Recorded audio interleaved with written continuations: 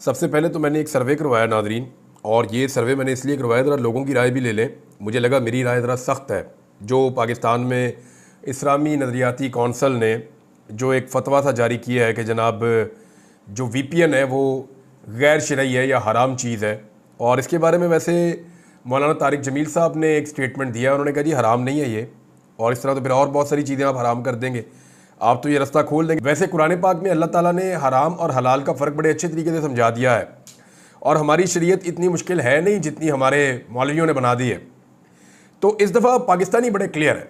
मैंने पाकिस्तानियों से सवाल पूछा कि इस्लामी नज़रियाती कौंसल आपकी राय में किसकी खिदमत कर रही है, और दो ऑप्शन दिए पाकिस्तानियों को। एक ऑप्शन था इस्लाम की खिदमत कर रही है, दूसरा ऑप्शन था इक़्तिदार की खिदमत कर रही है। मैंने अपनी ज़िंदगी में जितने भी आज तक सर्वे करवाए उनमें कभी भी इतना खौफनाक रिज़ल्ट नहीं आया। यानी ऐसा हुआ कि एक तरफा रिज़ल्ट आए, ऐसा हुआ कि 90% और 10%, कभी 95%, लेकिन इस मरतबा तो हद हो गई है। 97% लोगों ने ये कहा कि ये इस्लाम की खिदमत नहीं कर रहे मौलवी, ये इक़्तिदार की खिदमत कर रहे हैं।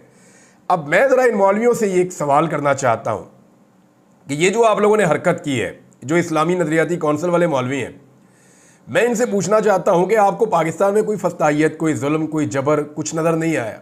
आपको सिर्फ ये VPN नज़र आ गया, या किसी ने आपको लिखी लिखाई चीज़ दी और आपने आगे कर दी?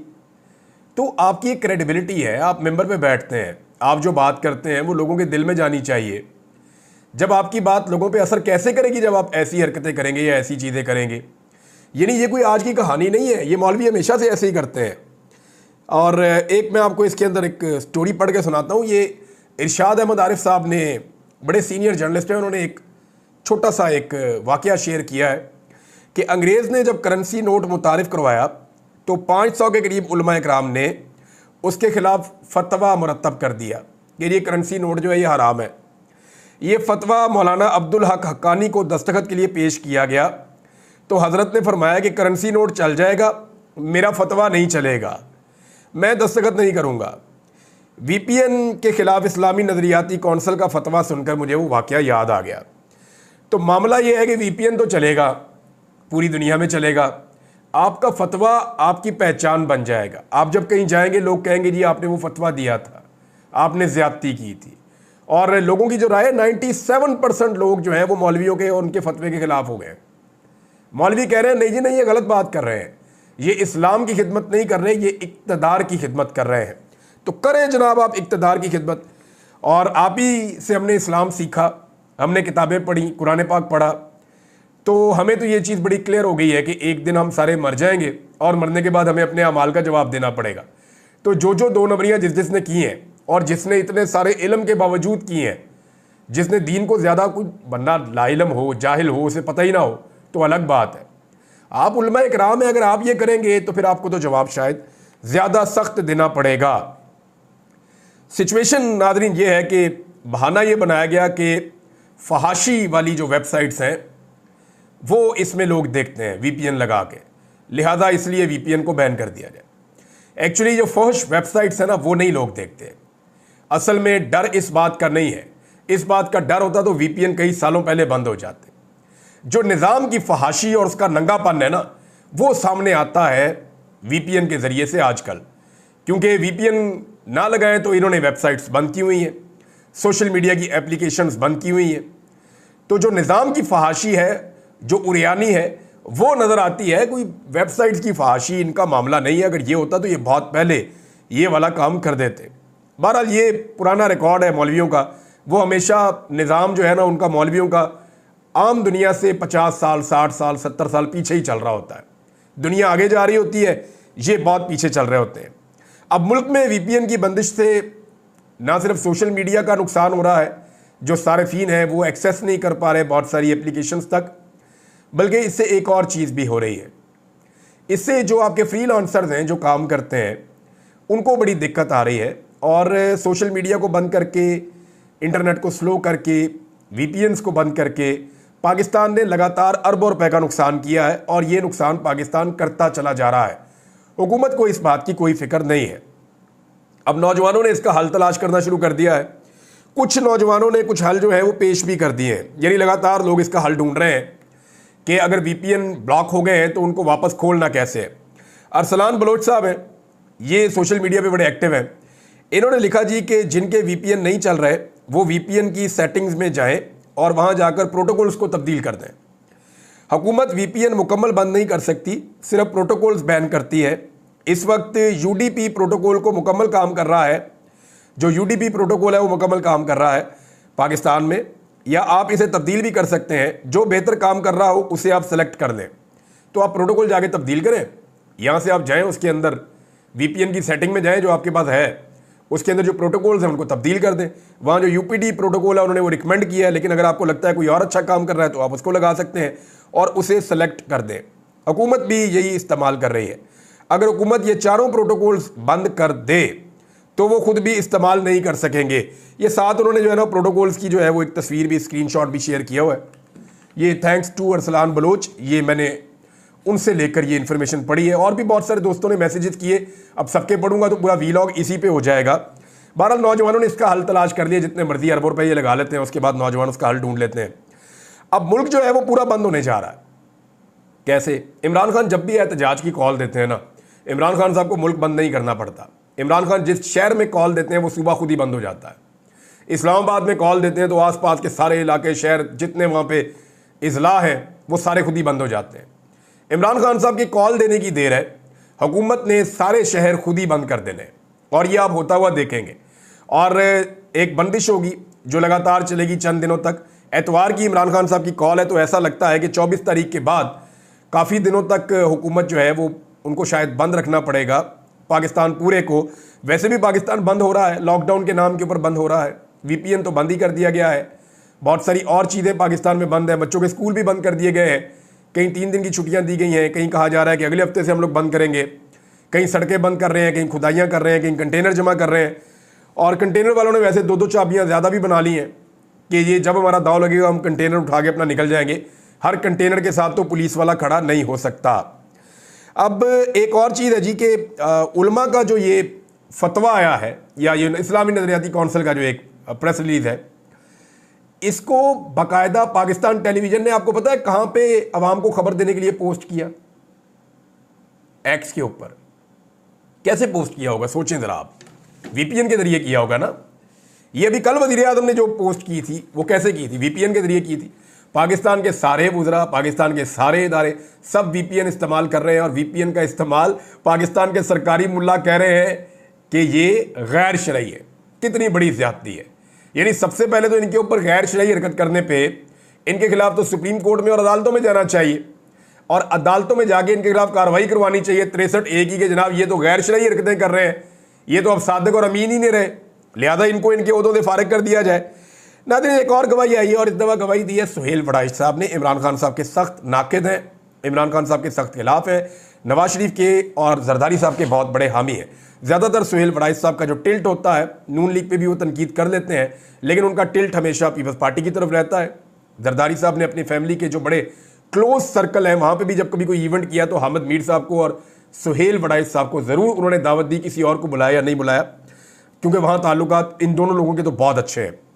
अच्छा, इसमें सुहेल वड़ाइच साहब के क्योंकि बड़े ज़बरदस्त ताल्लुकात हैं इस वक्त, और वो एस्टेब्लिशमेंट की बहुत तारीफ़ें भी करते हैं, तो वड़ाइच साहब ने भी ये तस्दीक कर दिया कि इमरान खान साहब को वाकई एस्टेब्लिशमेंट की जानिब से डील ऑफ़र की गई, और जो डील ऑफ़र की गई इलेक्शन के बाद वाली जो डील थी उसमें वो तफसीलात भी बता रहे हैं। वो ये कह रहे हैं कि उन दिनों में जो डील ऑफ़र की गई उसमें ये था कि इमरान खान साहब को कहा गया कि जनाब आपको हम रिहा कर देते हैं, आप बनीगाला चले जाएं, और धांधली के ऊपर एक कमीशन बना दिया जाता है, ट्रक की बत्ती, आप उसके पीछे लगे रहें, लेकिन हुकूमत को ज़रा चलने दें अभी। तो इमरान खान साहब ने साफ इनकार कर दिया, उन्होंने कहा जी मेरा मैंडेट वापस करो। अब जो मैंडेट वापस करने वाला मामला ना, यही तो एक फंसा हुआ है। इमरान खान साहब के किसी और मामले पे इतना प्रॉब्लम नहीं है, प्रॉब्लम है मैंडेट वापस करने वाले मामले का। ये बड़ी 2 नंबरी करके, फ्रॉड करके ये मैंडेट लिया गया है, और जिस तरह ये मैंडेट चोरी किया गया है इस पर आर्टिकल 6 के मुकदमे बनते हैं उन तमाम जिम्मेदारों के ऊपर जो रिस्पॉन्सिबल हैं ये गंद डालने के लिए, जिन्होंने ये पाकिस्तान में गंद फैलाया है ना, फॉर्म 47 के जाली फॉर्म दे देकर जो हुकूमत उन्होंने तैयार की है, और उस हुकूमत ने जो पाकिस्तान के साथ किया है कि पाकिस्तान के निज़ाम की चूल्हे हिला के रख दी हैं, आम आदमी का बेड़ा गर्क कर दिया उन्होंने। तो इसके पीछे बड़े बड़े मुकदमे बनते हैं, इनके ऊपर तो आर्टिकल 6 लगना चाहिए। अब वो ये कहते हैं जी निज़ाम को ना छेड़े इमरान खान साहब, मैंडेट की बात ना करें, बाकी कोई बात करनी है तो कर लें। लेकिन इमरान खान साहब जनाब निकल रहे हैं, अपने लोगों को उन्होंने कह दिया जी निकलो, निकल कर एहतजाज करो। नौजवान बहुत बड़ी तादाद में तमाम शहरों में प्रोग्राम कर रहे हैं, बगैर अनाउंस किए प्रोग्राम कर रहे हैं। यानी सियालकोट में प्रोग्राम हुए, पंजाब के मुख्तलिफ शहरों में प्रोग्राम हुए और बड़ी तेज़ी से वर्करों के अंदर कंपेन चल रही है। रावलपिंडी में डोर टू डोर कंपेन चल रही है, बाज़ारों में लोग घूम रहे हैं, हर जगह पे जाके लोगों को मोटिवेट किया जा रहा है। पाकिस्तान तहरीक-ए-इंसाफ डिफरेंट तरीके से इस दफ़ा अपनी कंपेन बना रही है।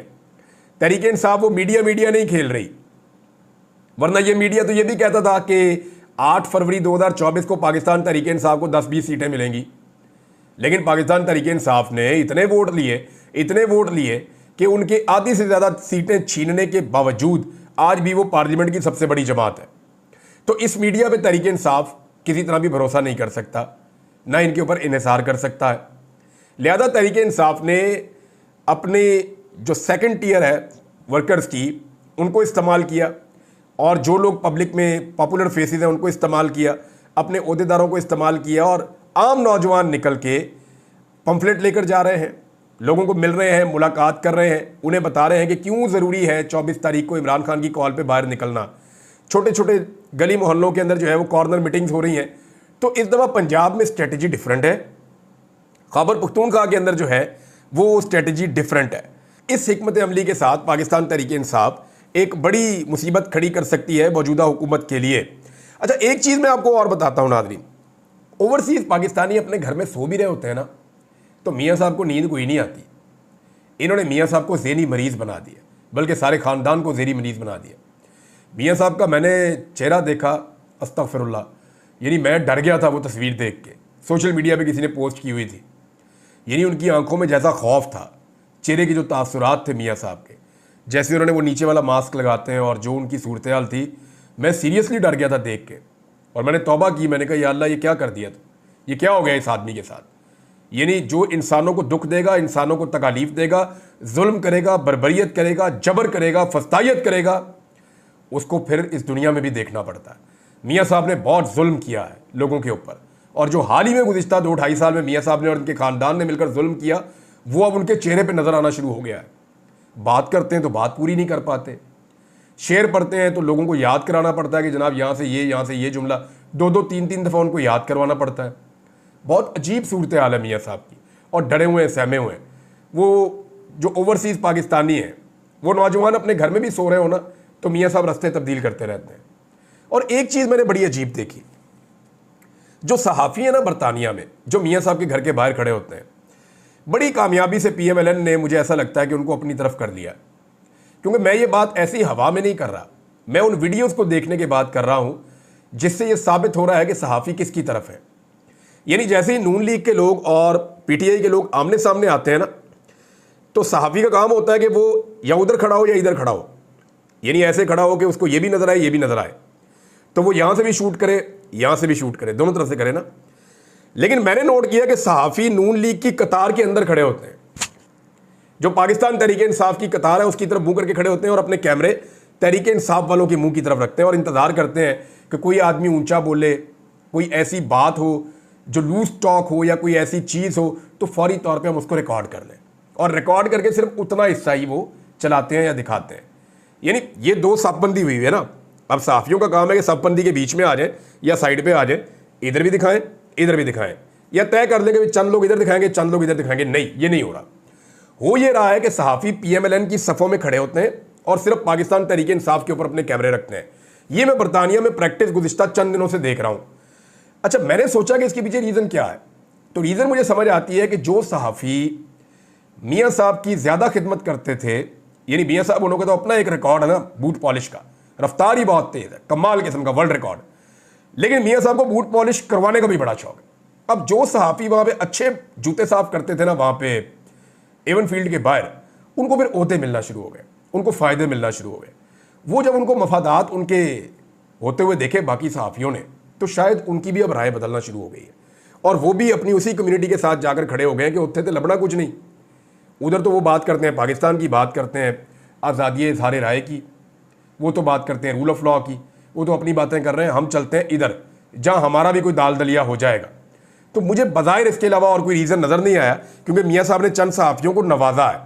अब जिस तरह से मियाँ साहब लोगों को नवाजते हैं, उसके बाद और सरकारी वसाइल के ऊपर नवाजते हैं, जेब से तो किसी को ये आना ना दें। तो ये जो इन्होंने नवाजा ना, मियाँ साहब ने ये हरकत की है, उसके बाद अब मैं देख रहा हूँ कि ज़्यादा सहाफ़ी, और मैं इसके ऊपर नज़र रखूँगा, अगर बरतानिया में मौजूद सहाफ़ी मुझे सुन रहे हैं तो उन्हें चाहिए कि वो न्यूट्रल जर्नलिज्म वहाँ पे करके दिखाएं, सिर्फ पाकिस्तान तहरीके इंसाफ के लोगों के ऊपर अटैक ना करें, सिर्फ उनके मुंह के ऊपर कैमरे फिट ना करें, बल्कि वो दूसरी तरफ की गालियाँ, बदतमीज़ी और बेहूदगी और धक्कम पेल वो भी दिखाएं। हालांकि अगर मैं हल्फन पूछूं इन मीडिया वालों से, तो पीटीआई वाले कहते क्या हैं? चोर कहते हैं, मरियम के पापा चोर कहते हैं, लूट मार करने वाले कहते हैं, मैंडेट चोर कहते हैं, करप्ट कहते हैं, बेईमान कहते हैं, और दूसरी तरफ से जो है गंदी माँ बहन की गालियाँ नून लीग वाले देते हैं। यानी ये फ़र्क है दोनों में। सादा फ़र्क ये है कि वो बात करते हैं लॉजिकल, वो बात वो करते हैं जो उनकी शिकायत है, ये गंदी माँ बहन की गालियाँ देते हैं। लेकिन आपने देखा कभी किसी आपके मीडिया वाले ने सोशल मीडिया पे रिपोर्ट किया हो कि ये देखें नून लीग के कारकुन गंदी गालियाँ दे रहे हैं? वो जो पहले चंद जर्नलिस्ट वहाँ पे होते थे जो न्यूट्रल जर्नलिज्म करते थे, वो बेचारे अब दिखाई नहीं देते। पता नहीं उनके इदारों से उनको निकलवा दिया गया है या उनको वहाँ आना बंद कर दिया गया है। I can't say anything. मैं इसको डिग आउट करूँगा और जो चीज़ें मजीद आएंगी वो आपके सामने शेयर करूँगा। एक और हैरान कुन बात जो हुई वो ये हुई कि नैब के एतराफ़ जुर्म के बावजूद पाकिस्तान तहरीक इंसाफ का रद्द अमल ना आना बहुत हैरान कुन है। तोशाखाना केस में नैब ने एतराफ़ जुर्म किया, पाकिस्तान तहरीक इंसाफ ने उस पर कोई रद्द अमल तगड़ा नहीं दिया। मेरे लिए ये बहुत हैरान कुन है। 1 साल तक मुल्क का सबसे बड़ा लीडर जेल के अंदर रहा और नैब मान रहा है कि गलत मालूमात और गलत तफ्तीश की वजह से वो जेल में रहा और अपनी गलती मान रहा है, लेकिन पाकिस्तान तहरीक इंसाफ की खामोशी मेरी समझ से बाहर है। नवाज शरीफ साहब ने जनाब एक स्टेटमेंट और दिया, और नवाज शरीफ साहब ने क्या कहा पहले आप वो सुन लें, फिर आपको मैं बताता हूं कि एक्चुअली मियां साहब ये क्यों कह रहे हैं। मियां साहब ने कहा जी इमरान खान ने बाजवा और फैज़ हमीद के साथ मिलकर मेरे खिलाफ क्या कुछ नहीं किया। नवाज शरीफ साहब आप वजीर आज़म थे जब आपके खिलाफ कार्रवाई हो रही थी, तब जनरल बाजवा को आपने आर्मी चीफ खुद बनाया हुआ था। जनरल फैज़ उस वक्त तो कुछ भी नहीं था। ये तो बात है इमरान खान के वजीर आज़म बनने के बाद जनरल फैज़ जो है वो DGISI लगा था। अब जनरल बाजवा के ऊपर आप इल्ज़ाम आज लगा रहे हैं मियाँ साहब। इसी जनरल बाजवा के लिए ये बाकायदा मेरे पास सबूत मौजूद हैं, आप निकाल कर देख लें कि किसने ये ट्रेंड चलवाया था कि we stand with General Bajwa. Noon League के पेड अकाउंट, इनके अपने लोग, इनके अपने leaders we stand with General Bajwa का ये ट्रेंड चलाते रहे। नवाज शरीफ साहब अगर जनरल बाजवा ने आपके खिलाफ सब कुछ किया था तो आपने जनरल बाजवा को एक्सटेंशन क्यों दी थी? जनरल बाजवा से डील करके पाकिस्तान से बाहर क्यों भागे थे अपने प्लेटलेट्स गिरा के? फिर जनरल बाजवा से डील करके आपने इमरान खान की हुकूमत भी गिराई। जनरल बाजवा से बड़ा तो आपका मोहसिन कोई नहीं है। अब मैं नुक्ता ये बयान करना चाहता हूं कि नून लीग और मियाँ साहब खास तौर पे मोहसिन कुछ हैं। आज वाले जो आर्मी चीफ है ना, वो भी ये बात जहन में रखें कि जनरल बाजवा से ज़्यादा एहसानात इनके ऊपर किसी ने नहीं किए। आज ये जनरल बाजवा को गालियां दे रहे हैं, उसके ऊपर अटैक कर रहे हैं और ये कह रहे हैं कि जनरल बाजवा रिस्पॉन्सिबल था जो इनके साथ हुआ। कल ये जनाबे अली आपको भी कहेंगे और ये आज वाले आर्मी चीफ को कल कह रहे होंगे हमें तो उस आर्मी चीफ ने बसवा दिया था, हम तो कह रहे थे कि बगैर मैंडेट के हमने हुकूमत लेनी नहीं, आर्मी चीफ ने हमें ज़बरदस्ती बसवा दिया।